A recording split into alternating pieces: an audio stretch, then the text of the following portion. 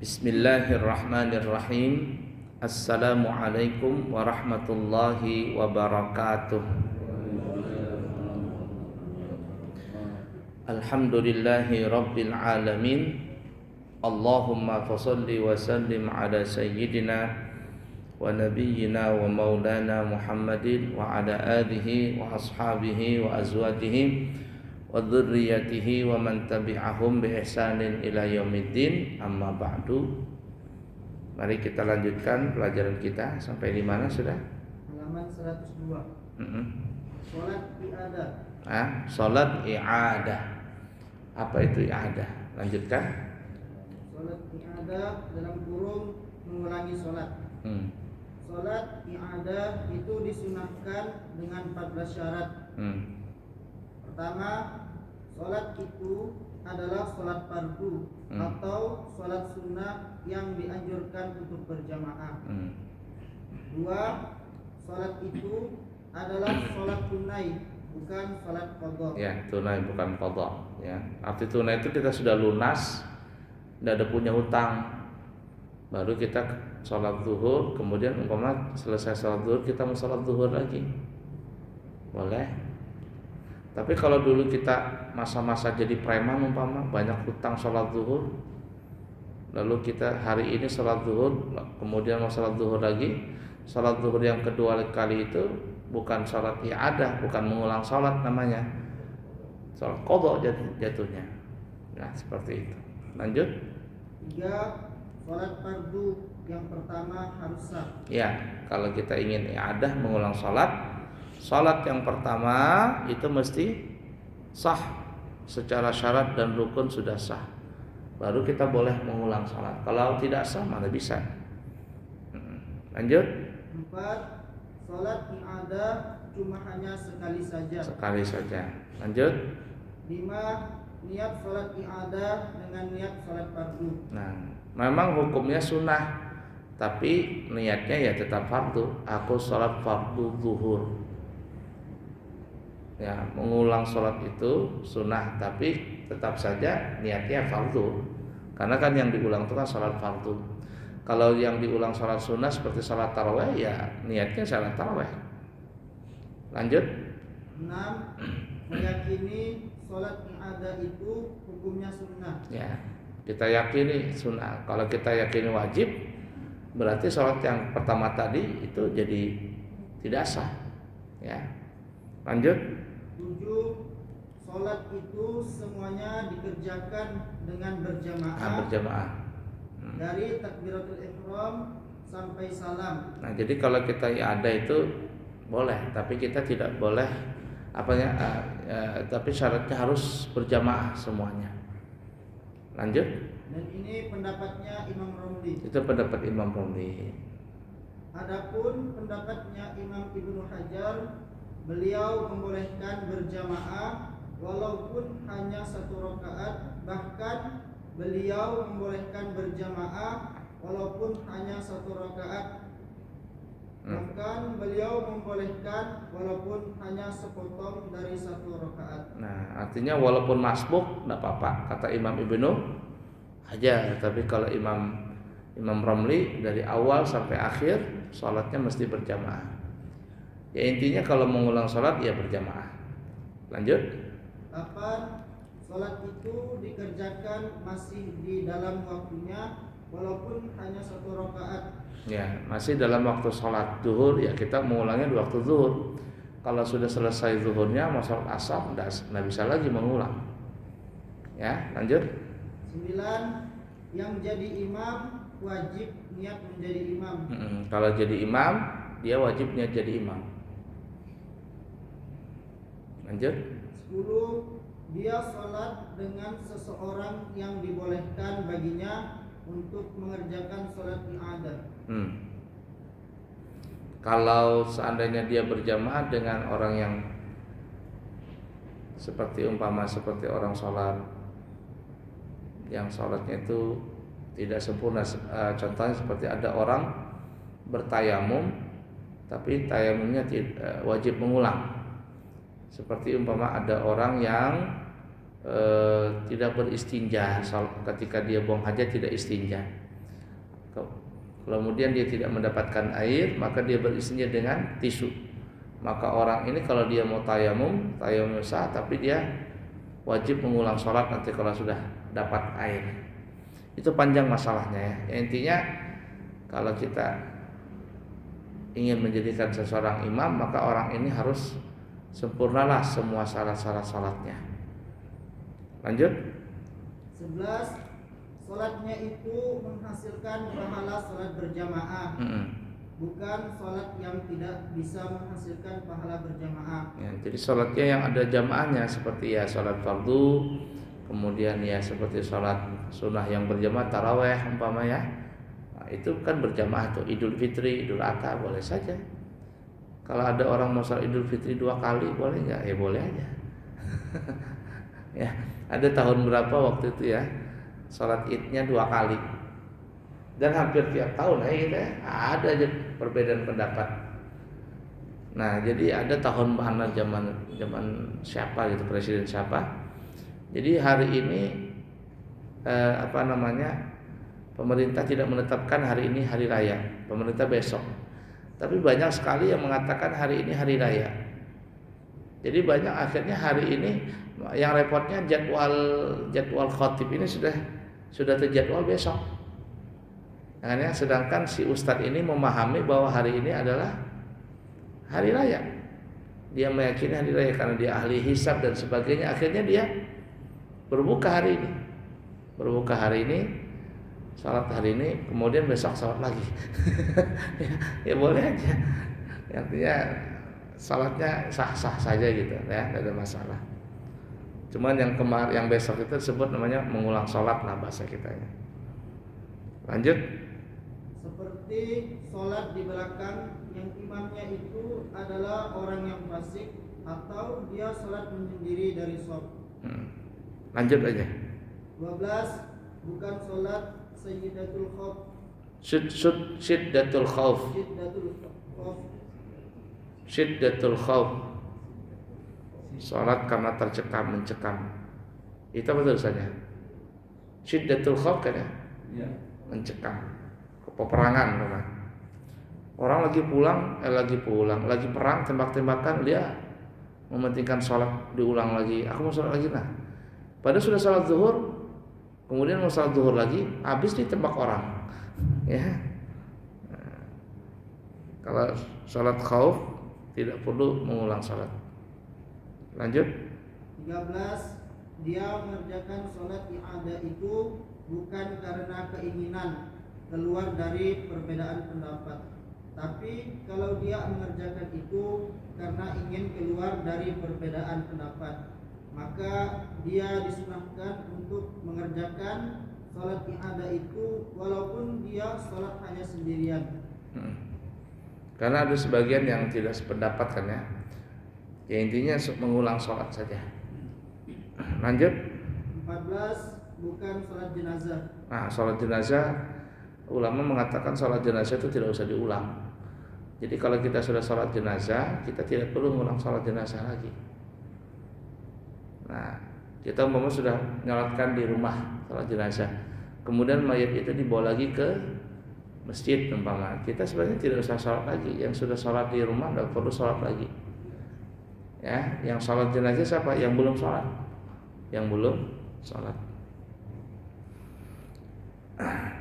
Jadi intinya begini ya, mengulang sholat terutama fardu itu boleh. Umpama kita ini sudah hobi dengan sholat, itu sudah hobi sekali lah. Kan orang kalau sudah hobi dengan sholat itu dia kepingin sholat aja kerjaannya. Nah sehari semalam itu sudah habis dia sholat duha dia sudah, maka 12 rakaat lagi sholat duhanya. Sholat witirnya sudah 11 rakaat, qobliyah, ba'diyah 4 semuanya sudah habis. Sholat taubat sudah, sholat hajat sudah, semuanya lengkap sudah. Tasbih apa semuanya lengkap sudah. Mau sholat apa lagi katanya. Ya. Katanya dia kepingin mengulang sholat. Setelah sholat fardu zuhur, kemudian dia sholat zuhur lagi. Boleh tidak? Boleh. Asalkan dia tidak ada hutang zaman dulu. Kalau banyak hutang lagi, maka tidak bisa dia mengulang sholat. Kalau dia mengulang sholat yang dia kerjakan kedua kali itu adalah menjadi sholat qadha. Karena dulu pernah meninggalkan sholat fardu. Nah itu ya, mengulang sholat. Ada disebutkan dalam riwayat seorang laki-laki datang terlambat ke masjid. Karena zaman dulu itu kan dari mikrofon, sahabat tuh terkadang kerja di kebun jauh dan sebagainya. Jadi tidak terdengarlah suara adzan waktu itu. Akhirnya seorang sahabat ini datang ke masjid. Lalu dia pelangak pelongo ketika dia masuk masjid. Dia pelangak ke kanan, pelongo ke kiri. Orang sudah pada bubar semuanya berjamaah. Tidak ada lagi yang sholat, katanya. Aduh rugi nih, sholat sendiri nih. Lalu Nabi mengatakan, siapa yang mau bersedekah dengan orang itu? Sahabat lagi ada sama Rasul bilang, siapa yang mau bersedekah dengan orang itu? Ada sahabat yang bertanya, ya Rasul, orang itu kayaknya bukan orang miskin, dia orang kaya. Dia orang kaya. Jadi mau sedekah apa? Enggak pantas kalau kita bersedekah dengan dia karena dia orang kaya. Kata Nabi bukan seperti itu, maksudnya itu orang datang dia kepingin berjamaah, tapi orang sudah pada bubar. Siapa yang mau membantu dia untuk bisa berjamaah? Ringkas kata salah seorang sahabat bangun dan membantu menemani orang yang tadi itu untuk salat berjamaah. Padahal kan sahabat sudah salat semuanya, sudah salat semuanya, tapi karena dia kepingin membantu teman itu supaya dapat berjamaah, maka dia berjamaah lagi. Waktu saya di Hadramaut itu sering melakukan seperti itu. Maksudnya pernah melakukan seperti ini. Jadi pas sakit begitu, ketika sakit kita nggak pergi ke tempat sholat, nggak pergi ke masjid, nggak pergi ke musola. Nah, akhirnya kita di kamar saja istirahat. Nah, ketika adzan, selesai adzan maksudnya itu di tempat kami sholat di Darul Mustafa di Hadramaut tidak langsung qomat. Jadi ada bacaan ini, bacaan itu dulu, panjang lah bacaan-bacaannya kan.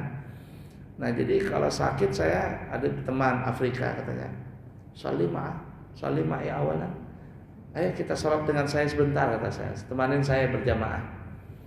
Akhirnya dia nemanin saya berjamaah.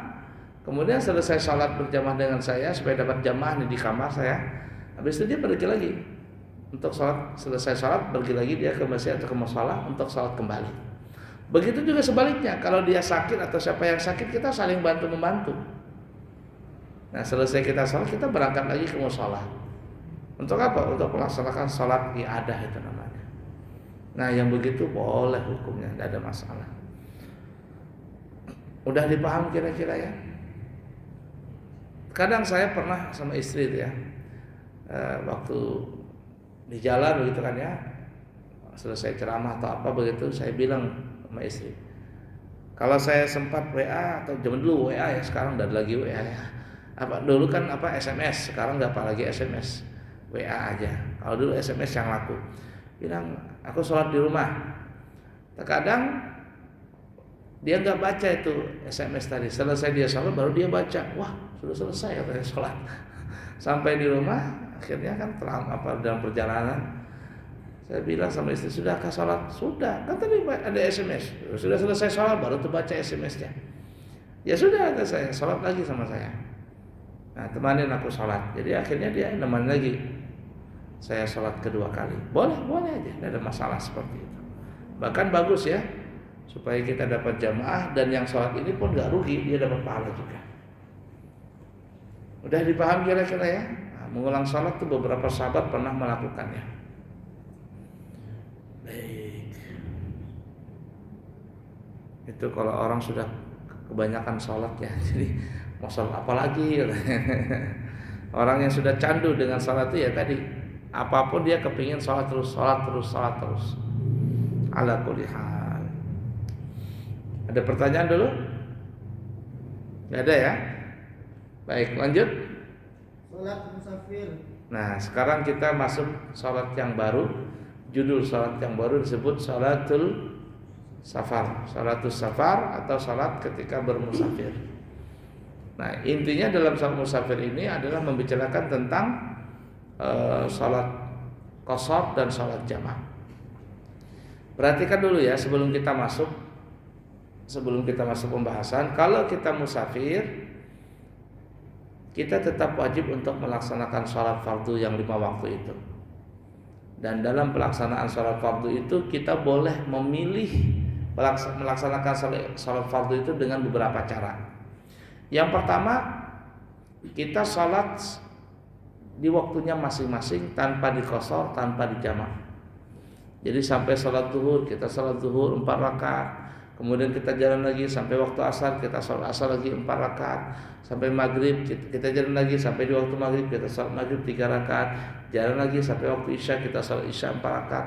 Jalan lagi sampai waktu subuh, kita sholat subuh lagi. Dan seterusnya seperti itu. Boleh hukumnya. Ya, tidak ada larangan.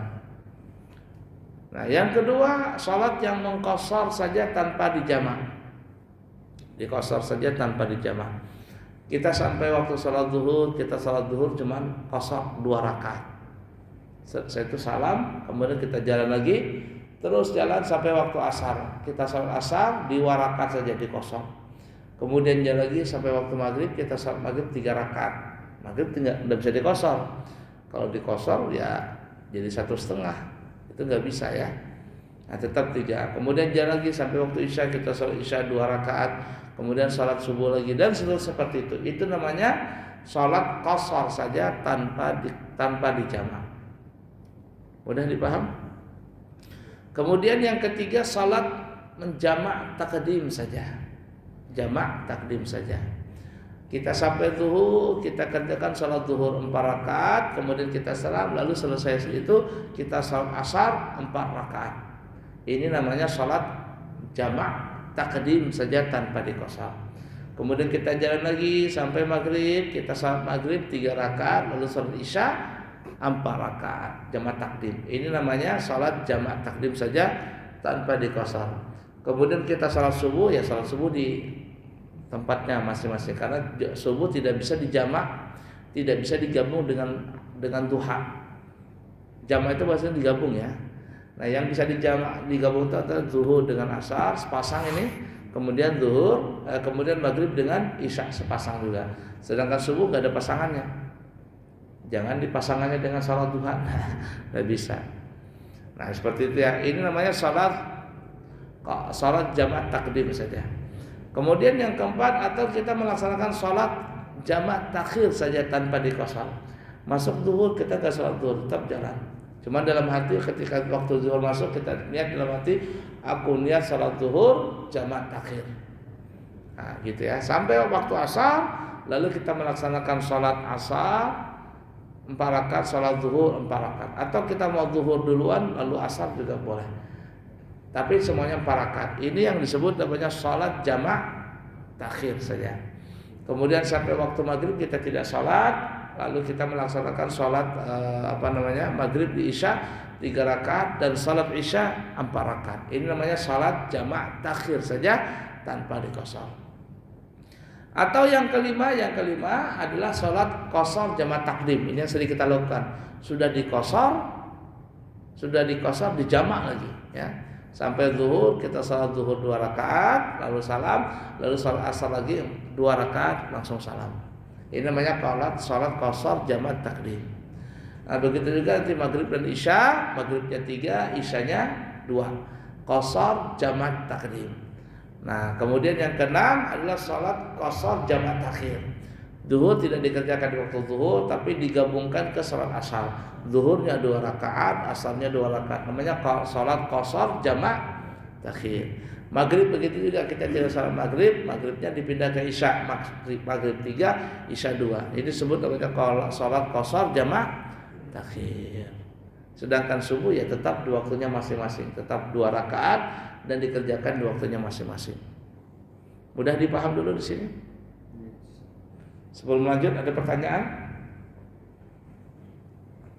Nggak ada ya? Mesinnya belum panas lagi nih. Nah, nanti kalau sudah di tengah-tengah banyak pertanyaan tentang masalah sholat qashar ini. Perhatian ya, orang musafir itu memang sunahnya di hari Kamis. Sebagaimana Nabi melakukan musafir itu di hari Kamis. dan Kamisnya kalau bisa Kamis pagi. Supaya apa? Supaya besok tidak salat Jumat. Supaya besok tidak salat Jumat, tetapi kita tetap salat zuhur. Jangan sudah nggak salat Jumat, nggak salat zuhur lagi, babas sama sekali. Nah, cuman kata ulama, kalaupun kita ingin musafir untuk melepaskan salat Jumat, maka kita boleh, asalkan kita musafirnya sebelum masuk waktu subuh di hari Jumat. Umpama kita mau ke Banjarmasin, kita sudah keluar dari kota Balikpapan, ya kita anggaplah sampai di Karyangau itu. Kita baru sampai di Karyangau pas subuh Jumat. Nah, maka ketika nanti salat zuhur, salat Jumat, kita boleh meninggalkan salat Jumat dan kita ganti dengan salat zuhur. Bahkan kita boleh tidak puasa Ramadan, alias kita boleh hari itu tidak puasa, tetapi nanti setelah selesai Ramadan kita wajib mengqadha. Nah, tapi kalau seandainya ada orang musafir pada hari Jumat, berangkatnya pada pagi hari, ini setelah salat subuh baru berangkat. Nah, ada sebagian orang musafir ke Banjarmasin itu ada yang malam, ya, waktu habis asar berangkat, ada yang habis maghrib. Seperti ini kan banyak bis-bis malam. Tapi kalau pribadi-pribadi biasanya ada yang berangkatnya adalah di pagi hari. Nah, biasanya kalau saya pribadi itu berangkat ke Banjarmasin, mau ke Martapura, mau ke mana gitu, atau ke Amuntai atau ke Luar, itu biasanya saya berangkatnya adalah di malam hari. Ya, malam hari. Paling cepat adalah bis sisa jam 10. Tapi kalau santai biasanya saya berangkatnya itu jam 3 subuh. Bangun jam 3 subuh, nanti sampai di Peri, sampai di Penajam itu subuh. Di Penajam subuh, tinggal nyebrang sehingga nanti pas zuhur sudah sampai di mana ya, di Kaluar, di Tanjung, zuhur sudah. Itu sama stop-stopnya. Kalau nggak stop mungkin sudah sampai di Paringin tuh zuhur. Zuhur sudah sampai di Paringin. Artinya cepat saja itu kan ya. Nah, tapi kalau kita berangkat di subuh Jumat, setelah salat subuh baru kita berangkat, maka kita tidak boleh untuk tidak puasa hari itu. Alias kita wajib puasa. Masalah kita kuat nggak kuat itu belakangan nanti. Kemudian begitu juga kita wajib sholat Jumat. Kita wajib sholat Jumat. Jadi kalau ada orang berangkat musafir setelah sholat subuh baru dia berangkat, maka dia nanti wajib mencari masjid untuk melaksanakan sholat Jumat. Tapi kalau dia pulangnya atau maksudnya berangkatnya sebelum subuh, ada orang sholat Jumat, dia boleh tidak sholat Jumat, tetapi tetap sholat zuhur. Nah, ada yang bertanya, ada yang musafir pada hari Jumat, kemudian dia sholat Jumat, lalu dia bertanya, bolehkah saya menjamak dengan sholat asar? Jumat dijamak dengan asar, boleh tidak? Biasanya kan cuma zuhur dengan asar, ini Jumat dengan asar, boleh enggak? Karena dia berangkatnya tadi setelah subuh, ya, maka wajib dia sholat Jumat. Nah, jawabannya di sini ada beda pendapat. Sebagian ulama mengatakan tidak boleh, sebagian ulama mengatakan boleh. Namun kebanyakan para ulama membolehkan menjamak sholat Jumat dengan sholat asar, boleh hukumnya. Ya, hukumnya boleh. Waktu saya ke Jakarta kemarin, selesai sholat Jumat saya sholat sholat asar lagi, jamak takdim namanya. Boleh, itu dibolehkan oleh ulama. Ya, seperti itu.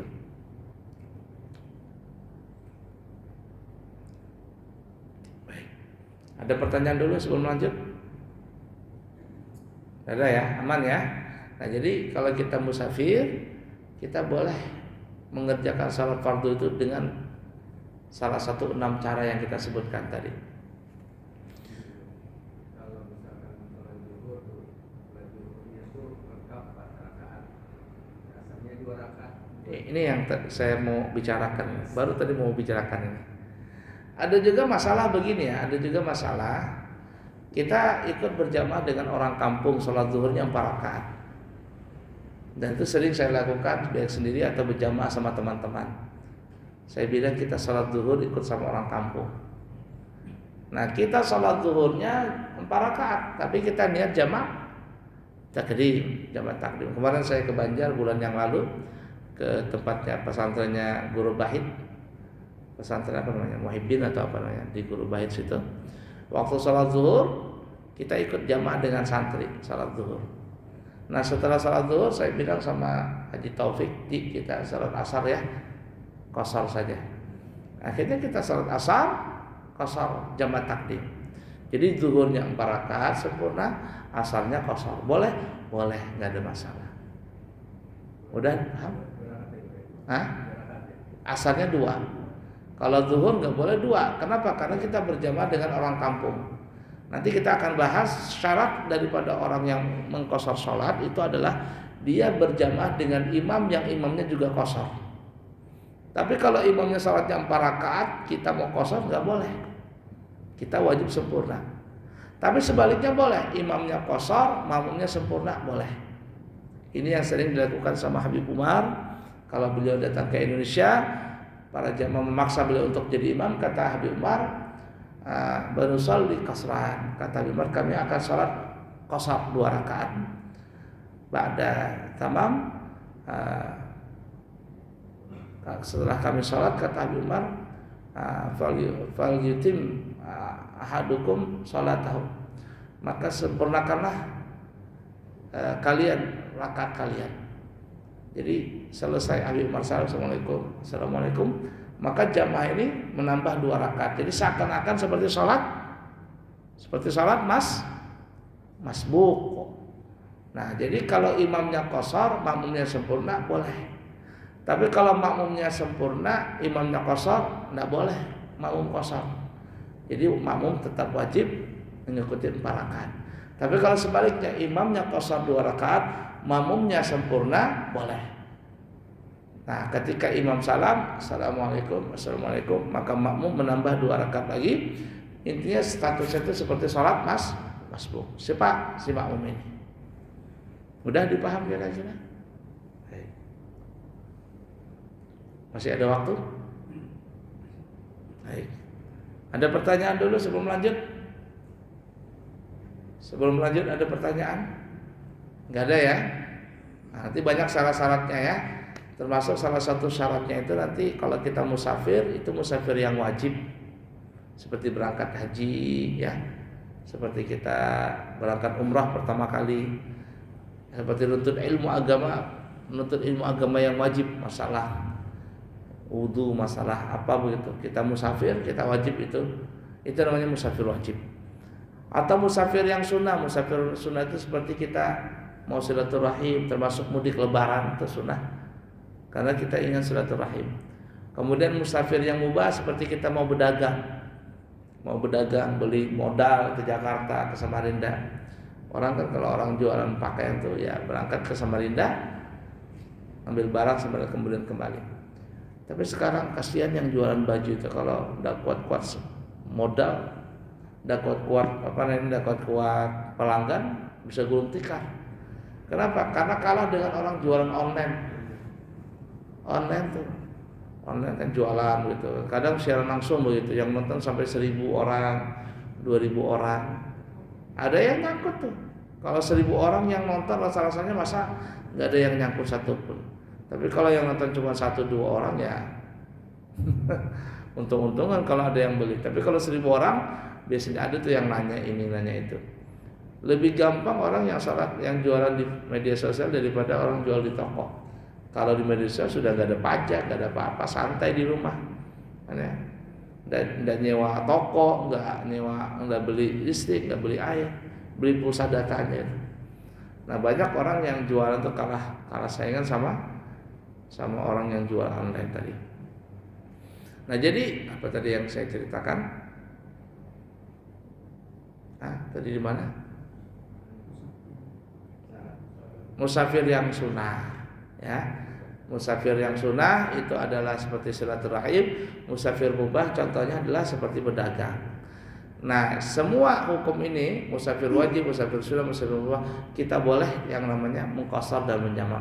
Tapi kalau musafirnya haram, mau kemana? Mau ke Singapura akhir tahun, wisata di sana, mau main amoy, main judi di Singapura, ya karena bebas kan di sana. Akhirnya apa? Niat seperti itu. Nawaitunya dari awal seperti itu. Nauzubillah min dzalik, nasallallahu ingin berjudi, ingin berzina, ingin mabuk, ingin perempuan berzina ya. Apa ini? Maka ketika dia musafir tidak boleh mengqasar menjamak. Dan biasanya kalau memang seseorang itu niatnya seperti itu, ya memang dari awal memang nggak ada mau sholat itu. Kalau dia sholat berarti dia taubat itu. Ya. Paham kira-kira ya? Ntar lagi orang akhir tahun, kacau balau semuanya. Makanya dan ngerinya nih ya, di akhir tahun itu biasanya bencana alam itu banyak ada aja. Lihat aja saja mulai zaman dulu sampai zaman sekarang ini, bencana alam yang besar-besar itu biasanya terjadi di bulan Desember. Termasuk yang sudah tidak bisa dilupakan lagi, tsunami Aceh itu kan terjadi bulan Desember. Ini yang baru-baru ini gempa bumi Desember lagi. Tadi anak saya nelpon, Abi gempa bumi katanya. Dia kan di Jakarta nih. Karena tanggal 7 Januari mau berangkat ke Hadramaut. Duluan di Jakarta. Dia bilang, Abi di Jakarta di Jawa Barat gempa, tapi terasa sampai di Jakarta apa tadi ceritanya itu. Nah, pokoknya seperti itu tuh. Nah, akhir tahun banyak bencana. Kenapa? Ya, peringatan. Kita ini jangan terlalu banyak berhura-hura di akhir tahun. Cuman ya begitulah manusia. Ya. Bakar jagung, bakar ikan, gak sholat dan sebagainya. Ya, ala kulli hal. Cukup? Berapa menit lagi? 8 menit lagi. Udah baca. Hadis Rasulullah sallallahu alaihi wasallam. Allahumma shalli wa barik alaihi wa ala alihi. As-safaru qit'atun minal azab. Dari Abu Hurairah radhiyallahu anhu, beliau berkata, Rasulullah sallallahu alaihi wasallam bersabda, musafir itu adalah satu potong dari siksaan azab. Nah, jadi kalau orang musafir itu kata Nabi adalah potongan daripada azab. Namanya orang musafir itu seenak-enaknya orang musafir tetap tidak enak. Ada orang musafir kemana? Ke Samarinda, naik mobil Alphard, tidur di mobil Alphard. Saya rasa lebih enak tidur di rumah sendiri daripada kita tidur di mobil, walaupun mobil Alphard. Ya enggak? Nah, saya lebih senang tidur di rumah, walaupun cuma hanya betilam tipis. Lebih enak begitu. Kenapa? Kita nggak goyang, aman. Ya, naik mobil, naik pesawat yang harganya mahal tuh, yang tidurnya apa namanya, yang di dalam pesawat itu, dalam mobil bis itu ada tempat tidurnya, bisa tidur. Apa namanya? Kelas-kelas apa itu? Eksekutif kelas kan, apa yang mahal tuh. Tetap gak enak. Walaupun enak, tetap saja lebih enak tidur di rumah sendiri. Saya terus terang tidur di hotel ya, hotel berbintang begitu. Bintang 5, bintang 4, ada kolam renang, makan diantarin apa. Kata saya lebih enak tidur di rumah. lebih nyenyak tidur di rumah. Kita di rumah itu walaupun tidur di depan TV begitu, pakai lampet, perasaan nyenyak banget tidur itu. Ya, nyenyak banget daripada kita tidur di tempat lain. Terasa itu, pasti terasa itu.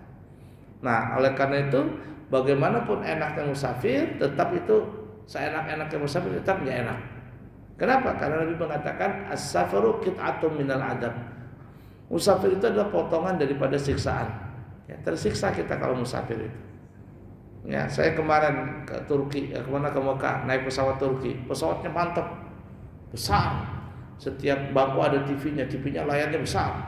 Makanannya ada, minuman ada, dikasih lengkap. Tapi tetap gak enak. Enak kata saya tidur di rumah sendiri.